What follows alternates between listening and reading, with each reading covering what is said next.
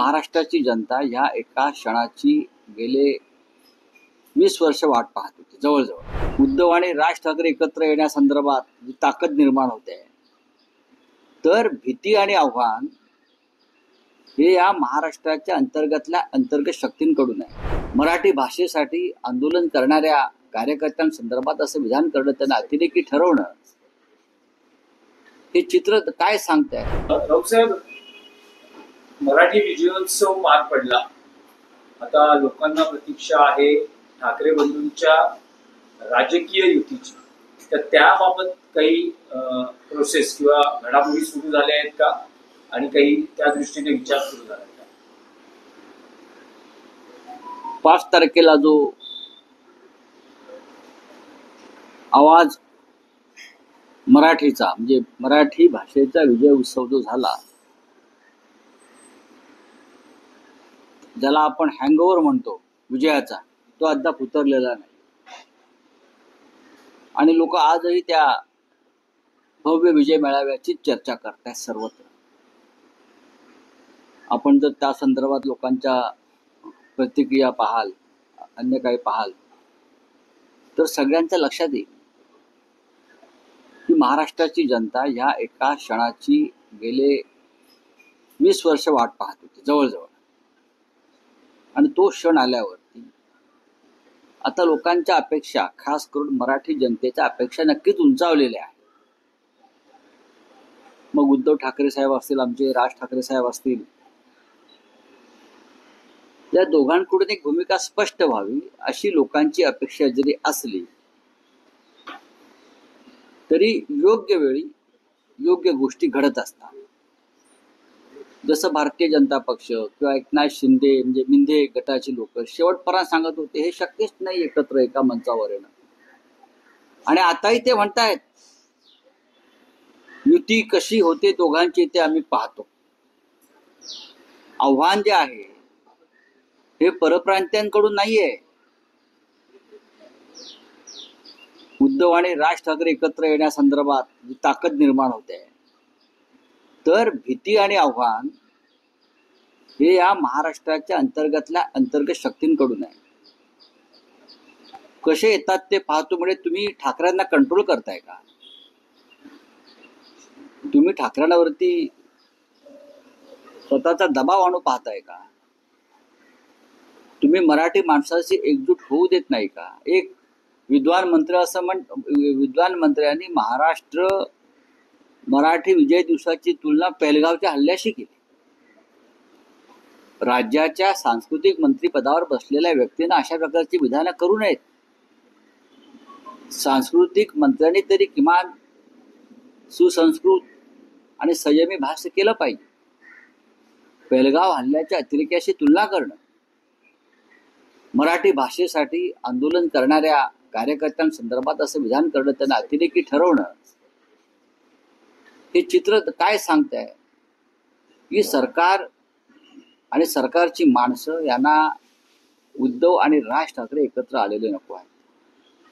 यांना मराठी भाषा या राज्यामध्ये अभिमानानं झळकलेली नको आहे. यांना मराठीचा वैभव आणि गौरव व्हावा असं वाटत नाही. आणि त्यामुळेच मराठीसाठी आंदोलन करणाऱ्या कार्यकर्त्यांची तुलना हे पेहलगावच्या अतिरेकाशी करतात. आता विषय राहिला तुमच्या प्रश्नाचा की राजकीय निर्णय कधी होईल. होईल ना, मला पूर्ण खात्री आहे, आम्हाला सगळ्यांना खात्री आहे की या संदर्भातला राजकीय निर्णय सुद्धा होईल. नाही, पण जी काही हाकीकत किंवा जे काही विश्लेषण केलं जातं आहे की हे फक्त मराठी पुरतं होतं. राज ठाकरेंकडून तसे राजकीय कुठल्याही युतीचे भाषणात संकेत व्यक्त झाले नाहीत. उद्धव ठाकरे हे जास्त आग्रही होते राजकीय युती किंवा एकत्रीकरणासाठी. हा प्रश्न तुम्ही जाऊन स्वतः सन्मान्य राज ठाकरे यांना विचारायला हवा ना. मी वारंवार सांगतो की आमच्याकडून, म्हणजे उद्धव ठाकरे असतील किंवा शिवसेना असेल, आमच्याकडून आम्ही सातत्यानं मराठीसाठी, महाराष्ट्रासाठी जो हात पुढे केलेला आहे तो कायम आहे. मराठी माणसाच्या मनातल्या ज्या भावना आहेत किंवा जो संताप आहे, तर त्या संतापाला वाट करून देण्याचं काम सुद्धा आम्ही करतो. आणि जो आदर आणि प्रेम ठाकरे कुटुंब आणि शिवसेनेविषयी आहे किंवा मराठी माणसाच्या एकजुटीविषयी आहे, त्या संदर्भात सुद्धा आमची भूमिका सकारात्मक आहे. आणि तीच भूमिका माझ्या माहितीप्रमाणे सन्मान्य राज ठाकरे आणि मनसे पक्षाची आहे. याच्याविषयी माझ्या मनात शंका आहे. कार्यकर्त्यांचा उत्साह मी पाहतोय दोन्ही बाजूचे तळागाळाचे कार्यकर्ते हे गेल्या काही दिवसापासून एकत्र काम करतायत, एकत्र आंदोलनं करतायत, एकत्र संघर्ष करतायत, आनंदाच्या क्षणी एकत्र येत आहेत. हे चित्र महाराष्ट्रामध्ये फार दुर्मिळ होतं कालपर्यंत. ते आज जर दिसत असेल तर त्यात मिठाचा खडा टाकण्याचं काम कोणी करू नये. सर, दोन भाऊ राजकीय दृष्ट्या एकत्र आले तर अशा वेळेस महाविकास आघाडीचं अस्तित्व काय असेल? कारण काँग्रेसनं आतापासूनच स्वबळाची चाचपणी सुरू केली आहे आणि काँग्रेस मराठीच्या विजयोत्सवातही त्या मेळाव्यापासून दूर नाही. काँग्रेसचं महाराष्ट्र प्रदेश काँग्रेस हे मराठीच्या प्रश्नापासून दूर जाणार आहे का? हा आमचा एक साधा प्रश्न सगळ्यांना असतो. किंवा राष्ट्रवादी काँग्रेस पक्ष आहे, डावे पक्ष आहेत. आपण महाराष्ट्रात राहतो, आपली मातृभाषा मराठी आहे. आपल्या महाराष्ट्रावर बाह्य भाषेचं आक्रमण होऊ नये यासाठी या महाराष्ट्र काँग्रेसचे सगळे मराठी नेते आमच्या बरोबरच राहणार ना आंदोलनामध्ये, किंवा आहेत असते. त्याच्यामुळे ती चिंता इतर कोणी करण्याची गरज नाही.